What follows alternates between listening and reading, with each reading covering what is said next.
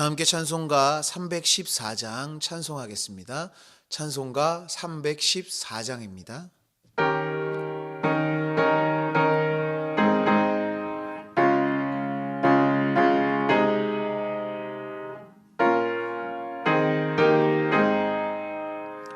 내 구주 예수를 더욱 사랑 엎드려 비는 말 들으소서. 내 진정 소원은 내 구주 예수를 더욱 사랑 더욱 사랑. 이전엔 세상 나 기뻤어도 지금 내 기쁨은 오직 예수. 다만 내비는 말 내 구주 예수를 더욱 사랑 더욱 사랑. 이 세상 떠날 때 찬양하고 숨질 때 하는 말 이것일세.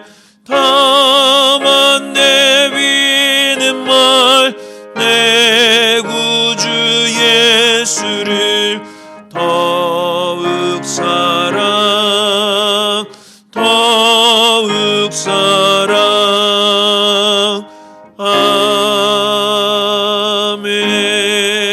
아멘. 찬송가 430장 힘차게 박수하시며 찬송하겠습니다. 찬송가 430장입니다.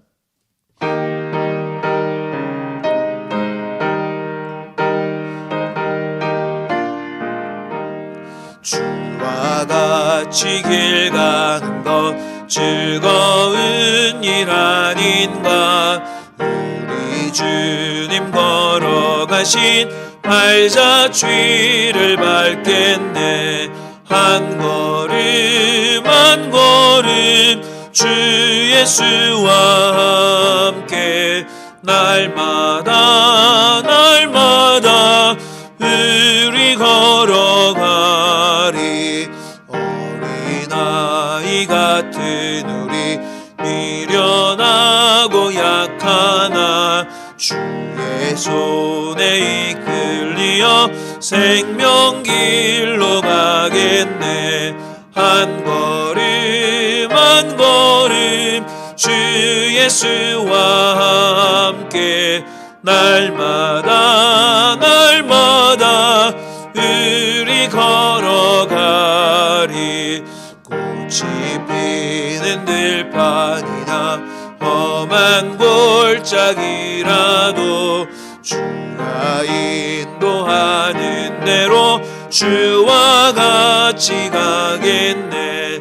한 걸음 한 걸음 주 예수와 함께 날마다 날마다 우리 걸어가리.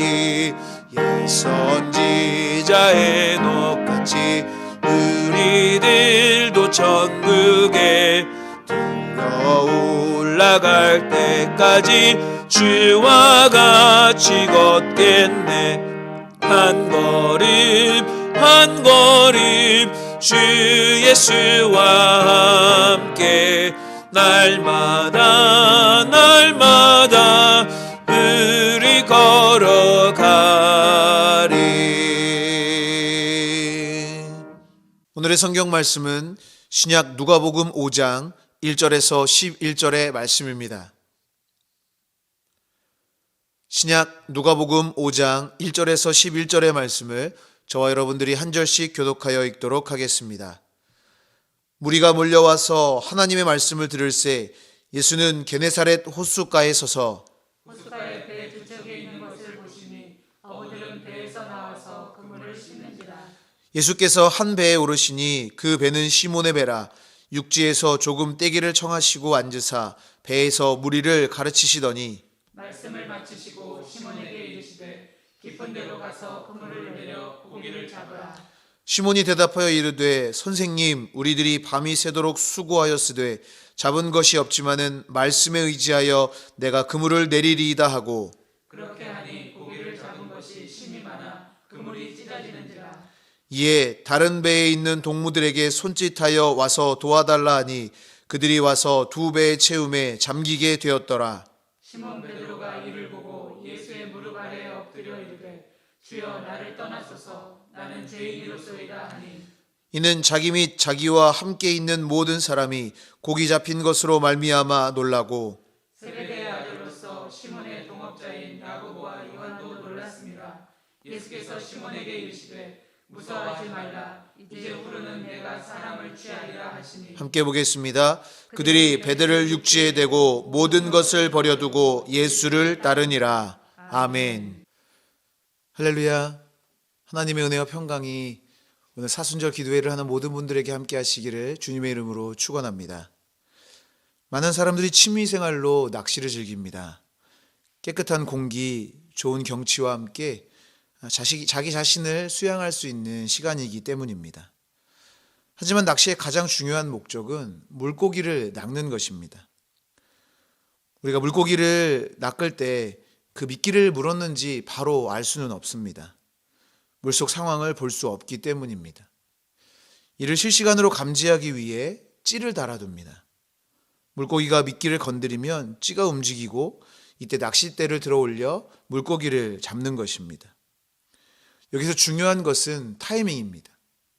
찌가 움직이는 모습은 상황에 따라 다릅니다. 찌가 빠른 속도로 치솟을 때가 있는 반면 느리게 움직이기도 합니다. 중간에 한번 쉬었다가 올라가는 찌도 있습니다. 심지어 물밑으로 곤두박질 치듯이 사라져버리는 찌도 있습니다. 아무 때나 낚시를 들어 올린다고 물고기가 잡히는 것이 아닙니다. 적당히 찌가 올라왔을 때 낚싯대를 잡아당겨야 물고기를 잡을 수 있습니다. 때문에 성격 급한 사람은 낚시를 잘 못합니다. 무엇이든 조급하면 이를 그르치기 마련입니다. 그런데 이와 반대되는 경우도 있습니다. 찌가 충분히 올라온 때를 놓치면 허탕을 치기도 합니다. 실패의 원인은 조급함이 아닌 망설임에 있기도 하는 것입니다. 고민하고 망설이는 사이에 물고기는 미끼를 먹고 도망가 버립니다. 망설임도 성급함과 함께 우리의 일을 그르치는 원인이 되기도 하는 것입니다. 취미생활인 낚시에도 타이밍이 중요한데 인생에서의 타이밍은 어떻겠습니까? 오늘 본문은 자신의 삶에 찾아온 일생일대의 기회를 정확하게 잡은 사람들의 이야기입니다.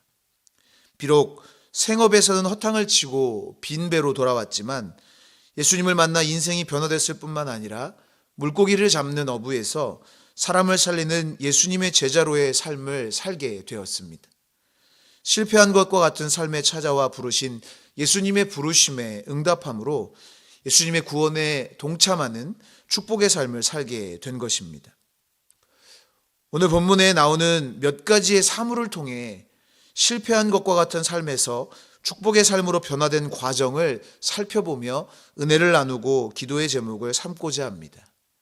첫 번째로 깊은 곳에 내려진 그물입니다. 밤새도록 그물을 내리고 올리고를 반복한 어부들은 매우 피곤했을 것입니다. 더군다나 그렇게 고생했음에도 물고기 한 마리를 잡지 못했습니다. 피곤은 가중됐을 것입니다. 다음을 기약하며 속상한 마음으로 집에 돌아가려고 했습니다. 그런데 예수님께서 베드로에게 배를 육지에서 조금 떼어주기를 청하셨습니다. 그리고 그들에게 말씀을 전하십니다.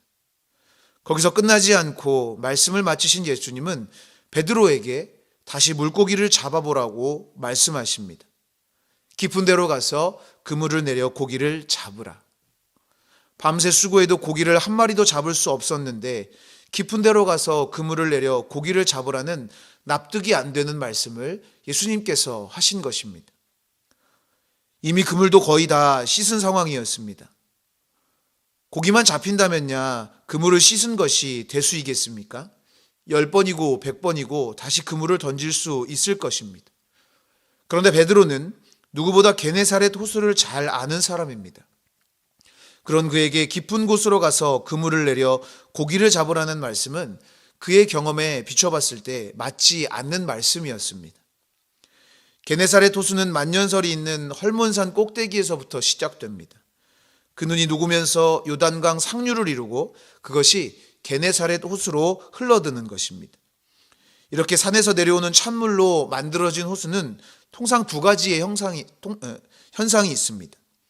하나는 깊은 데에는 고기가 없다는 것입니다. 왜냐하면 물이 차기 때문에 수온에 민감한 고기가 깊은 데 있지 않고 좀 따뜻한 얕은 곳에 모이기 때문입니다. 그리고 아침에는 고기가 안 잡힙니다. 왜냐하면 아침엔 물이 깨끗해 물속이 다 보여 고기가 숨기 때문인 것입니다.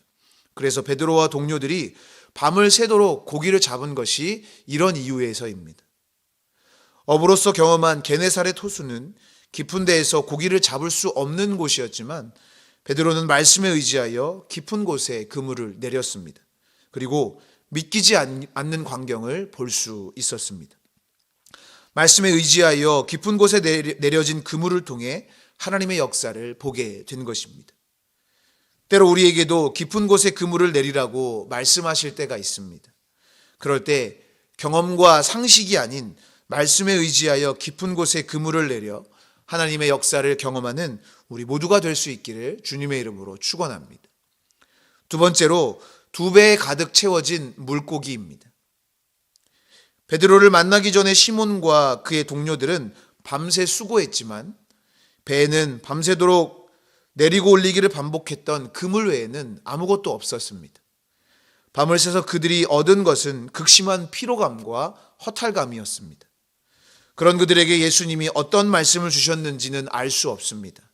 하지만 밤이 새도록 고기잡이에 지친 그들의 마음과 영혼에 말씀이 주는 위로와 감동이 일어났을 것입니다. 그리고 베드로는 말씀을 통해 얻은 위로와 감동 그리고 믿음으로 깊은 곳에 그물을 내릴 수 있었습니다. 말씀에 의지하여 그물을 내린 베드로와 그의 동료들에게는 놀라운 일이 일어났습니다. 오늘 본문 6절에서 7절 말씀입니다. 그렇게 하니 고기를 잡은 것이 심이 많아 그물이 찢어지는지라.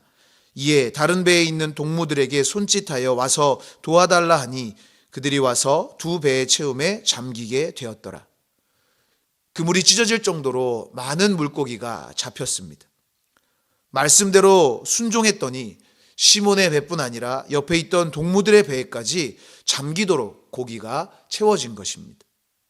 이성과 상식과 경험의 세계에서 보지 못했던 새로운 역사를 그들은 보게 된 것입니다. 말씀에 의지하면 빈 그물뿐인 빈 배에 우리의 상상을 뛰어넘는 일이 일어나게 됩니다. 말씀에 의지하여 깊은 곳에 내려진 그물에는 밤이 새도록 내리고 올리고는 반복했지만 잡을 수 없었던 물고기가 가득했습니다. 그것도 2배에 가득 채워져서 배가 물에 잠길 정도로 많은 물고기였습니다. 이처럼 말씀에 순종할 때 주시는 하나님의 은혜와 복은 넘치도록 채워주시는 것을 믿으시기 바랍니다. 넘치도록 채워주시는 하나님의 은혜와 복을 경험하는 우리 모두가 될 수 있기를 주님의 이름으로 축원합니다. 마지막으로 예수님 때문에 버려진 배입니다. 요한복음 1장에서는 세례 요한의 제자였던 두 사람이 예수님을 만나는 내용이 나옵니다. 그때 예수님을 만난 사람 중에 한 사람이 베드로의 형제인 안드레였습니다. 그리고 안드레는 자신이 만난 예수님을 자신의 형제인 베드로에게 소개시키고 역사적인 베드로와 예수님의 만남이 성사됩니다. 그런데 베드로는 메시아이신 예수님을 만났지만 그 만남으로 삶이 변화되지 못했습니다. 그리고 다시 자신의 예전의 삶으로 돌아가 예전처럼 살았습니다. 그런 베드로를 예수님은 다시 찾아가셨습니다. 오늘 본문이 바로 다시 예수님께서 베드로를 찾아가 주신 말씀입니다. 처음 예수님을 만났을 때의 베드로는 자신의 동생인 안드레를 통해 예수님이 특별한 분임을 알았지만 더 이상의 진전은 없었습니다. 그랬던 베드로가 말씀을 통해 자신에게 찾아오신 예수님, 놀라운 능력을 보여주심으로 자신에게 찾아오신 예수님으로 인해 완전히 다른 인생으로 변화됐습니다. 오늘 본문 11절에서 그들이 배들을 육지에 대고 모든 것을 버려두고 예수를 따르니라 라고 말씀하고 있습니다. 예수님을 만났지만 배 때문에 예수님을 버렸던 베드로가 다시 찾아온 예수님으로 인해 자신의 전부라고 해도 과언이 아닌 배를 버리고 예수님을 따른 것입니다. 예수님은 베드로의 삶의 목적과 방향을 바꾸어서 물고기 잡는 어부가 아니라 사람을 취하는 어부가 되는 축복의 삶을 살게 하신 것입니다. 우리는 어디에 우선순위를 두고 살고 있습니까?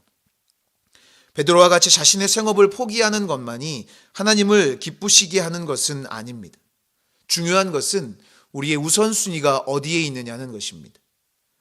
내 삶 때문에 뒤로 밀려나는 예수님이 아닌 예수님이 우리의 삶에서 가장 우선순위가 되는 것이 하나님이 우리에게 원하시는 삶입니다. 예수님으로 인해 때론 포기하고 내려놓아야 하는 것이 있다 하더라도 예수님을 선택하고 가장 우선순위에 놓을 때 우리 삶을 통해 하나님이 영광 받으실 뿐 아니라 생명을 살리는 복된 삶을 살게 될 줄 믿습니다. 말씀에 의지하여 예수님을 따름으로 하나님이 기뻐하시는 우리 모두가 될 수 있기를 주님의 이름으로 축원합니다.